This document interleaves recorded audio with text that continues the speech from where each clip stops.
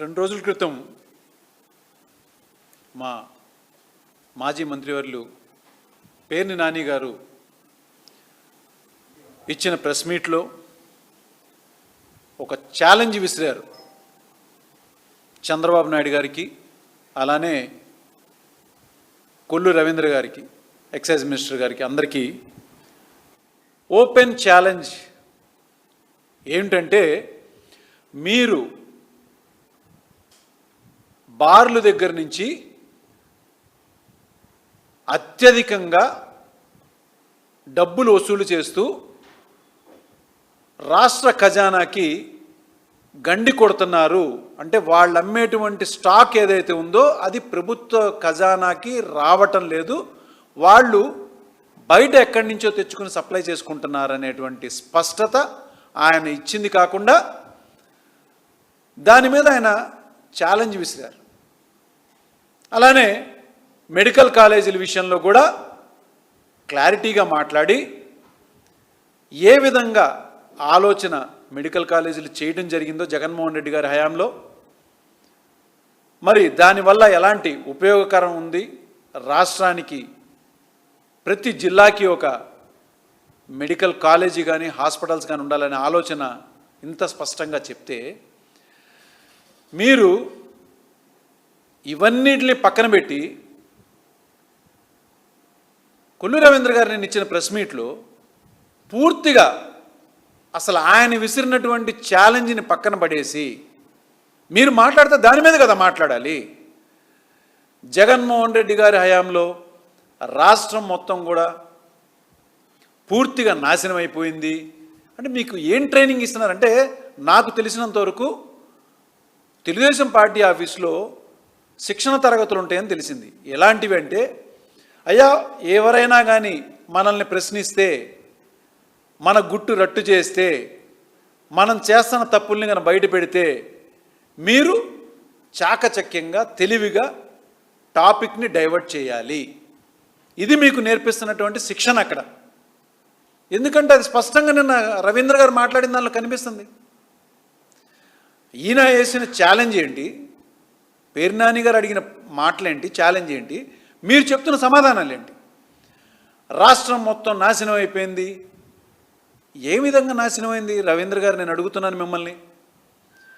5 సంవత్సరాల్లో 2 సంవత్సరాల పాటు ఎన్నో సందర్భాల్లో మేము చెప్పడం జరిగింది, ఒక మండలం కాదు, ఒక జిల్లా కాదు, ఒక రాష్ట్రం కాదు, ఒక దేశం కాదు, ప్రపంచం మొత్తం తల్లకిందులైపోయే పరిస్థితుల్లో కరోనా అనేటువంటి విపత్తులో చాలామంది ఎన్ని రకాలుగా ఇబ్బందులు పడ్డారు, ఏం చేయాలో తెలియక అయోమయం పరిస్థితుల్లో ఉంటే, ఆ 2 సంవత్సరాలు తీసేగా మిగిలిన 3 సంవత్సరాల్లో జగన్మోహన్ రెడ్డి గారు ఏదైతే మేనిఫెస్టో ఆయన మాట ఇచ్చారో ప్రజలకి, నేను ఇవి చేసి చూపిస్తాను, ఇవి మీకు అందుబాటులో ఉండేటట్టు చేస్తాను అని చెప్పిన ప్రతి ఒక్క మాట ఆయన తూచా తప్పకుండా పాటించింది. కాకుండా మేనిఫెస్టోలో లేని వాటిల్ని కూడా ప్రజలకి ఎన్నో సంక్షేమ పథకాలు అందజేసింది. కాకుండా మీరు అంటున్నారు కదా రాష్ట్రం నాశనం అయిపోయిందని,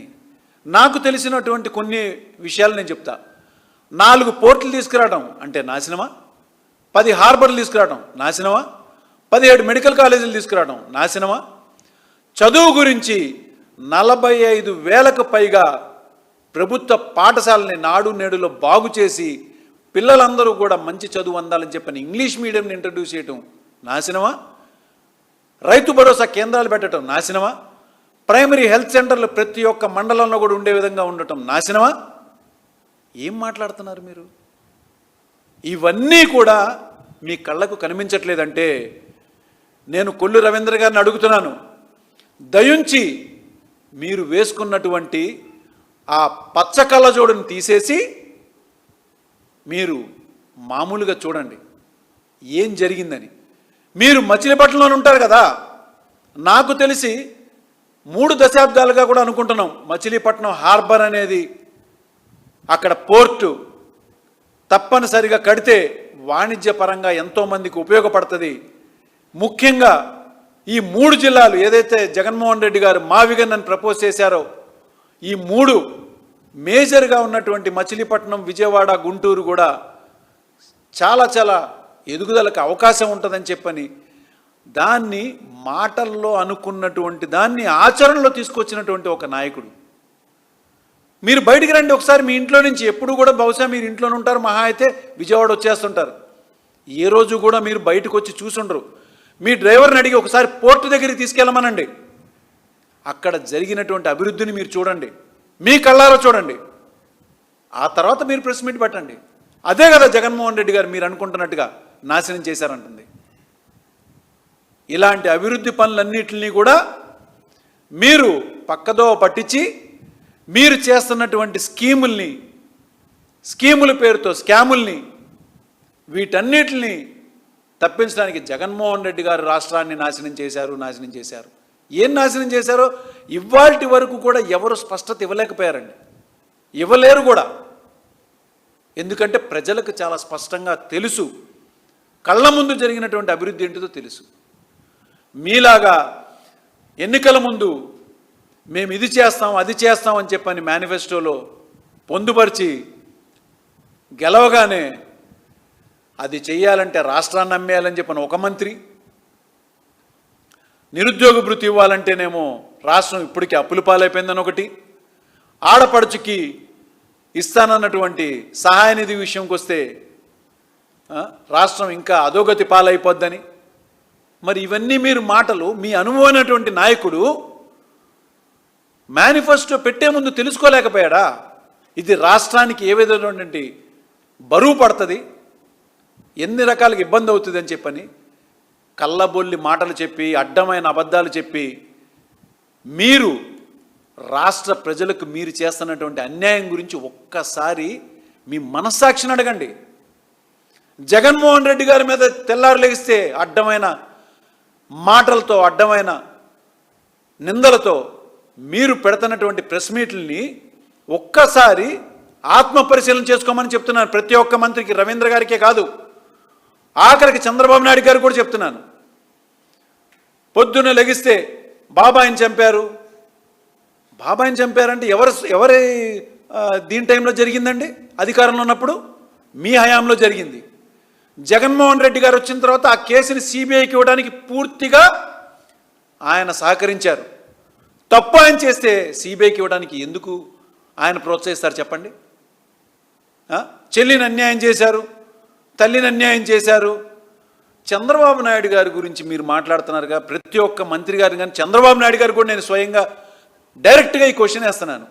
చంద్రబాబు నాయుడు గారు వెన్నుపోటుకు కేర్ ఆఫ్ అడ్రస్ అని ఎవరిని అడిగినా ప్రతి ఒక్కళ్ళ నోట్లోంచి వచ్చే మాట చంద్రబాబు నాయుడు.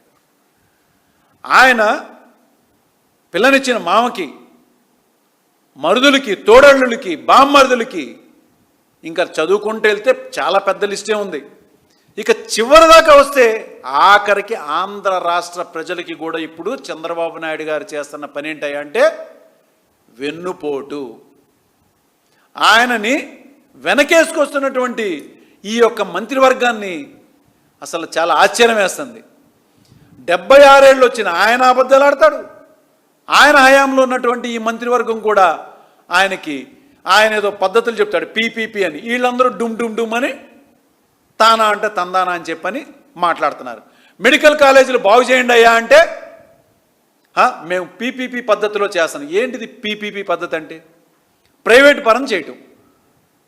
మనకి గవర్నమెంట్ మీద ఎటువంటి భారం పడకుండా జగన్మోహన్ రెడ్డి గారు చాలా స్పష్టంగా, చాలా ఒక మంచి ఆలోచనతో సెల్ఫ్ ఫైనాన్సింగ్ పద్ధతిలో ఆ యొక్క మెడికల్ కాలేజీల్లో 50% సీట్లని సెల్ఫ్ ఫైనాన్స్ పద్ధతులు, అంటే వాళ్ళు కట్టేటువంటి డొనేషన్లే ఆ యొక్క మెడికల్ కాలేజ్ యొక్క మెయింటెనెన్స్కి సరిపోయే విధంగా చాలా నీట్గా ప్లాన్ చేస్తే, మీరు ఎన్నికల ముందు ఏం చెప్పారండి? మేము మెడికల్ కాలేజీల్లో ప్రతి ఒక్క సీటు ఫ్రీ సీట్ ఇస్తాము అని చెప్పని మీరు మాట్లాడారు.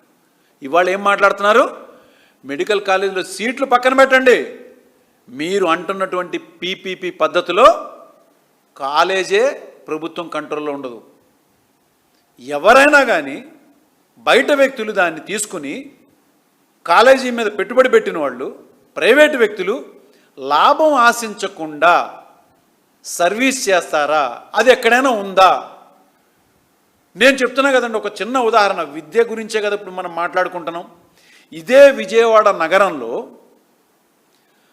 కనకదుర్గమ్మ అమ్మవారి సంబంధించినటువంటి మాన్యం భూముల్ని సిద్ధార్థ కళాశాలకి కానీ మహిళా కళాశాలకి విషయంలో ఆ రోజుల్లో, అంటే దాదాపు 50 సంవత్సరాల క్రితమే, ఇదే మీరు ఇప్పుడు పద్ధతి పేరు మార్చారు పీపీపీ అని, ఆ రోజుల్లో లీజ్ ఇవ్వటం అని చెప్పని అంటారు.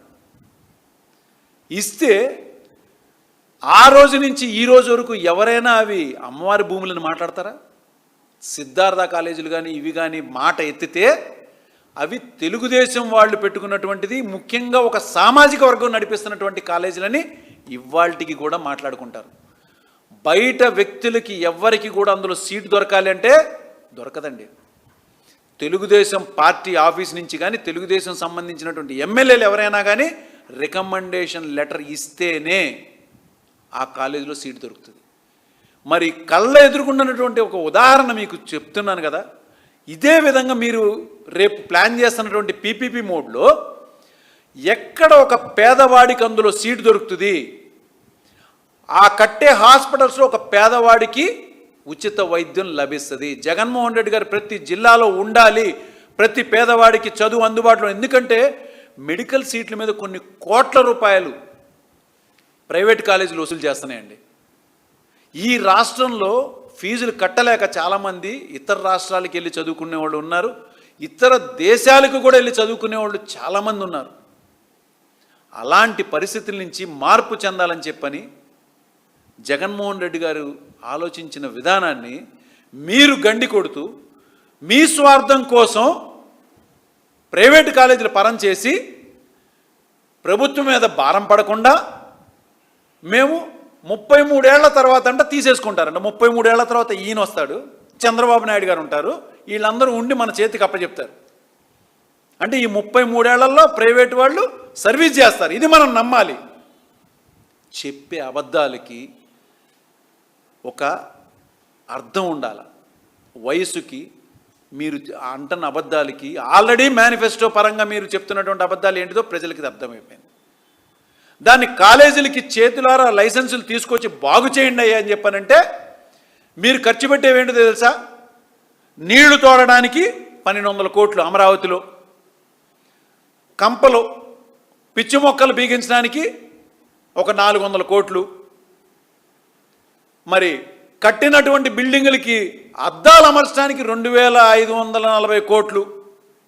ఇలా చెప్పుకుంటూ పోతే యోగాంధ్ర పేరుతో ఊరికినే పబ్లిసిటీ కోసం ఖర్చు పెట్టి ఆ రోజు చేసిన పనికి 300 కోట్లు. ఈ డబ్బులు గనా విద్యా వైద్యం అనేది ఎంత ఇంపార్టెంటో, అందులోనూ వైద్యానికి సంబంధించిన విద్య ఇంకా ఎంత అవసరమో దానికి ఖర్చు పెట్టుంటే ఇవాళ మిగిలినటువంటి 12 కాలేజీలు ఏవైతే మా హయాంలో మొదలైనటువంటి 5 కాలేజీలకి ఆల్రెడీ కోర్సులు స్టార్ట్ అయిపోగా మిగిలిన 12 కాలేజీలు ఇవాళ రన్నింగ్లోకి వచ్చేవి, హాస్పిటల్స్ కూడా రన్నింగ్లోకి వచ్చేవి.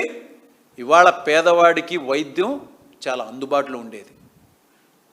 ఇవన్నిటిని పక్కన పెట్టి అనవసరమైన డాబు కోసం బాబు గారు చేసేటువంటి పబ్లిసిటీలు మీకు తెలియదు కాదు, మాకు తెలియదు కాదు, ప్రజలు కూడా చూస్తున్నారు. డిజైన్ల పేరు మీద మీరు ఖర్చు పెట్టేటువంటి కోట్ల రూపాయలు ప్రజల యొక్క కష్టాన్ని బూడిదలో పోసిన పన్నీర్లాగా ఆ నీళ్ళల్లో పారబోస్తున్నారు డబ్బుల్ని. ఎక్కడైతే కట్టడానికి వీలు లేకున్న పరిస్థితుల్లో ఉన్నటువంటి అమరావతి ఏరియాలో ఊరికిన డబ్బులు వెచ్చించి నాశనం చేస్తున్నారు. ఇది నాశనం అంటే, రవీంద్ర గారు, నాశనం అంటే ఇది. అంతేగాని మీరు చెప్తున్నట్టుగా అక్కడ జగన్మోహన్ రెడ్డి గారు ఏ రోజు కూడా ప్రజల సొమ్ముకి బాధ్యత వహించి, ప్రతి ఒక్క రూపాయికి బాధ్యత వహించి ఆయన నిర్ణయం తీసుకున్నారు. అది ఆచరణలో కూడా పెట్టారు. దాన్ని పక్కకు తప్పించి బాబాయిల్ని ఇబ్బంది పెట్టారు, చెల్లెల్ని ఇబ్బంది పెట్టారు, వాళ్ళ ఆస్తులు తీసుకున్నారు. మీకు తెలుసా, వ్యక్తిగత హననానికి, వ్యక్తిగత దూషణలకి మీరు చేస్తున్నటువంటి డైవర్టెడ్ పాలిటిక్స్ గురించి మాట్లాడుతుంటే ప్రజలకు కూడా అసహ్యం వేస్తుంది. మీకు అప్పజెప్పిన బాధ్యత ఏంటి, మీరు చేస్తున్న పనులేంటి, మీరు పెడుతున్న ప్రెస్ మీట్లు ఏంటి? ఒక్కళ్ళకు కూడా బాధ్యత లేని పరిస్థితి. ఒక్క మంత్రి గారి పేరు చెప్పండి బాధ్యతగా వాళ్ళ యొక్క శాఖను నిర్వర్తిస్తున్నారని చెప్పని. అవన్నిటిని పక్కన పెట్టి రాష్ట్ర అభివృద్ధిని పక్కకు తోసి కేవలం అమరావతి అన్న పేరుతో మీరు కాంట్రాక్టర్లకి డబ్బులు ఇచ్చి దోచుకుంటున్నారు. ఇప్పుడు లిక్కర్ దానిలో చాలా స్పష్టంగా చెప్పారు పేర్నాని గారు, ఏదైతే అడ్వాన్స్గా డబ్బులు తీసుకుంటున్నారు మీరు, ఒక్కొక్క బార్ల దగ్గర నుంచి 5-5 కోట్లు చొప్పున తీసుకుంటున్నారు, ఇది నేను ఛాలెంజ్ చేస్తున్నానని చెప్పని ఆయన స్పష్టంగా చెప్పారు. వీటన్నిటిని పక్కన పెట్టి జగన్మోహన్ రెడ్డి గారు నాశనం చేశారు, జగన్మోహన్ రెడ్డి గారు అభివృద్ధి లేకుండా చేశారు. ఆయన వస్తే ఏమైపోతారు? ఆయన వస్తే మీకు ఇచ్చారు కదా, మీకు ఇచ్చినటువంటి దానికి మీరు ఏం చేయగలుగుతున్నారు? ఒక్క డెవలప్మెంట్ చూపించండి. ఇచ్చినటువంటి మిగతా కాలేజీల్లో ఒక్క ఇటుక పెట్టగలిగారా? లేదు. ఇంకేమనంటే జగన్మోహన్ రెడ్డి గారు భయపెట్టడం ఎందుకు? ప్రజలకి కానీ బయట వేరే వాళ్ళందరికీ కూడా మీ ప్రభుత్వం మీద చాలా ఒక నమ్మకం ఉందంటున్నారు కదా, మిమ్మల్ని చూసి రావాలి కదా, వచ్చి పెట్టుబడులు పెట్టాలి కదా. ఇప్పటి వరకు పెట్టుబడులు వచ్చినా, పెట్టుబడులు పెట్టడానికి ఎవరన్నా ముందుకొచ్చినా అవన్నీ కూడా వైఎస్ఆర్ కాంగ్రెస్ పార్టీ హయాంలోనే. అది వైజాగ్లో, అది రిలయన్సే రానివ్వండి, అదానీ వాళ్ళే రానివ్వండి, ఇంకేమైనా కంపెనీలు వచ్చినా కూడా అది జగన్మోహన్ రెడ్డి గారి యొక్క పాలన, ఆయన యొక్క దీక్ష దక్షతలతో, ఆయన చేస్తున్నటువంటి ఒక పట్టుదలతో, పాలనలో ఉన్నటువంటి ఒక ట్రాన్స్పరెన్సీ ఆయన తీసుకొచ్చినందువల్లనే ఆ రోజున పెట్టుబడులు వచ్చినాయి. అవన్నిటిని ఇప్పుడు మీరు మేం తెచ్చామని చెప్పని డబ్బా కొట్టుకోవడానికి తప్పించి, అనవసరమైన పబ్లిసిటీకి తప్పించి, ఒక్క కంపెనీ మీ యొక్క మిమ్మల్ని చూసి ఒక కంపెనీ వచ్చిందని చెప్పండి, ప్రజలకు కూడా అర్థమవుతుంది ఏం చేస్తున్నారనేది. ఇవన్నిటిని పక్కన పెట్టి జగన్మోహన్ రెడ్డి గారి మీద ఏంటండి మీరు? నాకు అర్థం కాలేదు. మీకు ఇచ్చి 2 సంవత్సరాలు అయింది కదా, మేము వచ్చిన 2 సంవత్సరాలు ఇది చేసామని చెప్పండి ధైర్యంగా.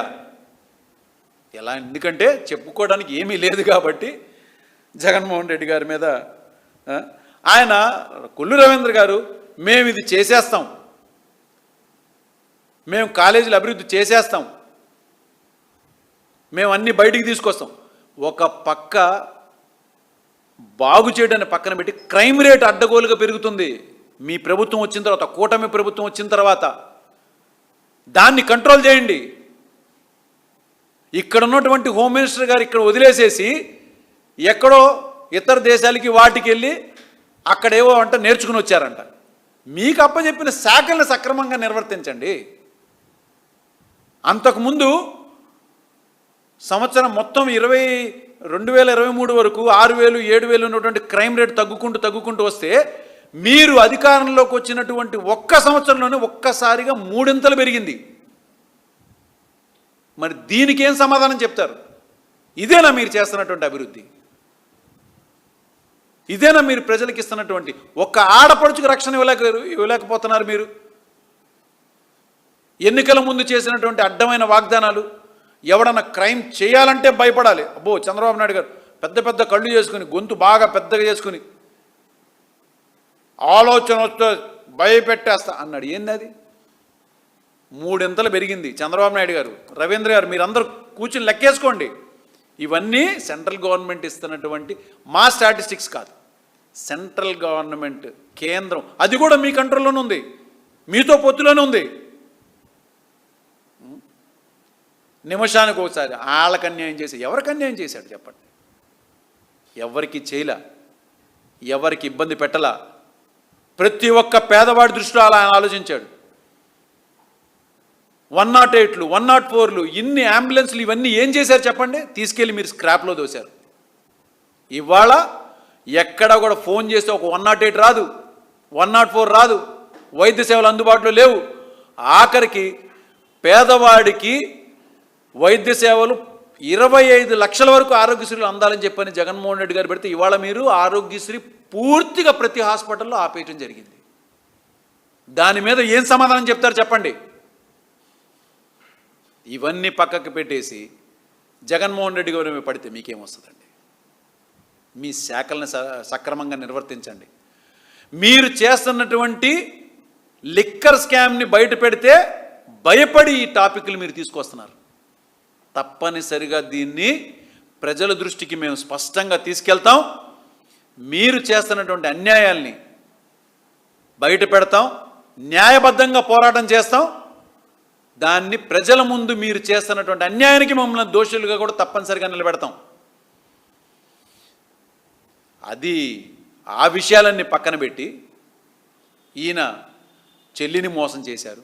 చంద్రబాబు నాయుడు గారు వెన్నుపోటుకి ఆయన బ్రాండ్ అంబాసిడర్ అని చెప్పి ఎప్పటి నుంచో చెప్పుకుంటున్నారు. ఆయన పిల్లనిచ్చిన మామగారే చెప్పారు. అలాంటి ఆయన సమర్థించుకుంటా మీరు మాట్లాడుతుందంటే హాస్యాస్పదంగా ఉంది రవీంద్ర గారు, చాలా బాధగా ఉంది. ఇంకా మీరు ఇవాళ ప్రెస్ మీట్లో కూడా ఏదో ఒక మేనిఫెస్టో చదువుతున్నట్టుంది, మేము ఇది చేస్తాం అది చేస్తామని చెప్పని. మీకు ఇచ్చినటువంటి బాధ్యతని నిర్వర్తించండి. చేస్తున్నటువంటి స్కాములకి ఇప్పటికైనా మీరు సిగ్గు తెచ్చుకుని దాని కంట్రోల్లో తీసుకొచ్చుకుని ప్రజల సొమ్ముని ఏవైతే మీరు నచ్చినటువంటి ఒక కాంట్రాక్టర్లకి దారదత్తం చేస్తున్నారో, వాళ్ళ దగ్గర నుంచి మీరు కమిషన్ల రూపంలో తీసుకుంటున్నారో, వాటన్నిటికి కూడా ఫుల్ స్టాప్ పెడతాం. తప్పనిసరిగా న్యాయబద్ధంగానే పోరాటం చేస్తాం. లోకేష్ గారు అంటున్నారు కదా, మా ఇష్టం, మేము ఇస్తాం భూములు అంతా ఇస్తా 99 పైసలు కండి. ఎవరు బాబు గారు సొమ్మిది? రాష్ట్ర ప్రజలకు సంబంధించినటువంటి సొమ్ముని అధికారం మీకు ఇచ్చింది కేవలం 5 సంవత్సరాలు మాత్రమే, అంతేగాని అడ్డగోలుగా దారాదత్తం చేయమని కాదు. ప్రజలు అన్నీ కూడా గమనిస్తున్నారు, గుర్తుపెట్టుకోండి. ప్రజలకి తెలియజేసే బాధ్యత కూడా మేము తీసుకున్నాము, ప్రజలకు తెలుసుకుంటున్నారు. రానున్న రోజుల్లో మీకు ప్రజలు సమాధానం చెప్తారు. రవీంద్ర గారు, మీకు, మీ పార్టీకి, మీ నాయకులకి, చంద్రబాబు నాయుడు గారికి, అందరికీ కూడా మీరు ప్రజలకి ఎంతైతే వెన్నుపోటు పొడిచారో దానికి తగ్గ సమాధానం ప్రజలు మీకు రానున్న రోజుల్లో తప్పనిసరిగా తెలియజేస్తారని చెప్పని నేను స్పష్టంగా తెలియజేసుకుంటున్నాను.